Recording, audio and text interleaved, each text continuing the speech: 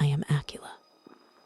Tonight's story is inspired by true accounts, but the details have been creatively adapted for narrative effect. Viewer discretion is advised. Hello, everyone. Welcome back to the Aqeela Files. This is the story about doll eyes, and here it begins. Have a good night. Stay safe. My last passenger exits the car and slams the door, ignoring my goodbye, completely engrossed in her phone. Alrighty then, I mumble to myself, rating her and opening my map back up. I check the time. I still have a little time left for one last ride before I should head home for some much-needed sleep. I set my signal to available and just wait. My last drop-off was for the college dorms, so if I wait a little bit, I'm sure I'll get another. It's Friday night, after all, everyone's out. I'm tapping my red-painted fingers on my steering wheel when I see her. A teenage girl standing on the sidewalk under a lonely streetlight. She's small, maybe 5 feet tall. Large, brown eyes with thick, dark lashes. Blonde hair pulled back in a neat braid, and a cardigan covering her shoulders. She clutches a small brown purse in her hands. She looks like a doll, and she looks anxious. I pull up a little and roll down my window. "Hey, hun, are you okay?" I ask. "Oh, yes. Yes, I am. I'm just," she trails off, looking down the empty road, waiting for my ride. "Are they late?" I ask her. She's quiet, staring down the deserted street. "Yes, I suppose they are," she whispers.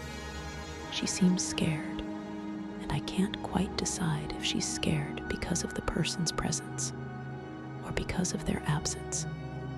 "I can wait with you if you would like," I tell her, putting my status in unavailable on the app. "Oh, you don't need to. I'm sure I'll manage," she says shakily. "It's no problem. You've already spoken more than me and my last passenger, and I was with her for 20 minutes. I could use the company. Come on in," I tell her, unlocking my door. She pauses, then slowly climbs into the passenger seat. She seems familiar to me, her small frame and blonde hair, very reminiscent of my sister when we were her age, about 10 years ago. When I see her dress up close, I notice it has little flowers all over it. The blush color of the flowers matches her cardigan perfectly. "Your outfit is cute. Very vintage, I love it," I say, handing her a water bottle. She smiles a small smile and mumbles something that sounds like thank you. We sit in silence for a few minutes before her voice squeaks. "You have pretty eyes. They're very green, like an olive," she says shyly. "Oh, thank you. I made them myself, actually." I wink at her. She laughs softly and looks back at the road. "It's been about 15 minutes now. Do you want to call them?" I ask her. "I don't have a phone, and I don't know the number," she tells me. "Do you know where it is that you need to go?" I ask her. She looks at me and nods. "How about I take you? I do it for a living anyway," I offer. Oh, that's so nice of you, but I don't have any money to pay you with," she stammers. "It's on me. Consider it my Good Samaritan act for the day." I pull up my GPS app.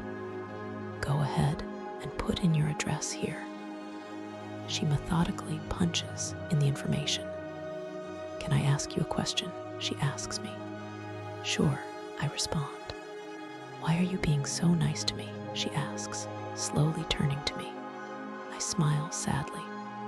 "You seem familiar to me. I think you remind me of my sister. She lives far away from me now. She got married and has kids. I miss her so much, and I would never want her waiting alone outside in the dark. A lot of creeps out at night. I pull up the GPS map. Only 15 minutes away, not bad at all. She seems to accept that as an answer as she leans back and gets comfortable in her seat. "You're a nice sister," she tells me quietly. I put the car in drive as I pull out into the road.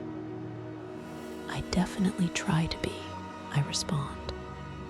We let the radio fill the silence as we drive through an area I'm not super familiar with.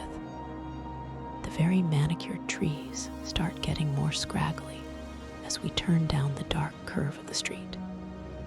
The app says 2 minutes away, so I finally ask her, "Where exactly am I taking you?" She doesn't respond as we pull up to a set of old iron gates.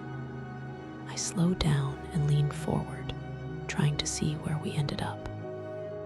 "Is this?" I begin. "Thank you for the ride. You're a very nice person. I like nice people," she tells me, patting my hand. "You're welcome," I say slowly, looking at her in my passenger seat. I stop the car and she unbuckles her seatbelt. "I'm Marion, by the way," she says. I smile back at her. "Sadie, it was nice to meet you, Marion," I tell her. "It was a nice drive, and thank you again for the ride home." She beams. "Home?" I ask, looking up at the rusted sign that has weathered over the years. "Goodbye, Sadie." She steps out of the car, waves at me through the window, and walks past the sign I've been staring at. Sanitarium. And then I finally realize where I recognize her from. She doesn't remind me of my sister. She was on the news. She murdered her 2 sisters in cold blood and took their eyes as souvenirs. They were calling her the doll eyes killer. When they asked her why she did it, she looked at them confused before speaking. "Because they weren't nice," she said matter-of-factly. I'm still staring after her, slack-jawed, when she looks over her shoulder at me and winks. Don't forget to like, subscribe, and hit that notification bell if you dare to hear more chilling tales from the Aqeela files. What's the creepiest encounter you've ever had? Share it in the comments below. Stay safe out there, and I'll see you in the next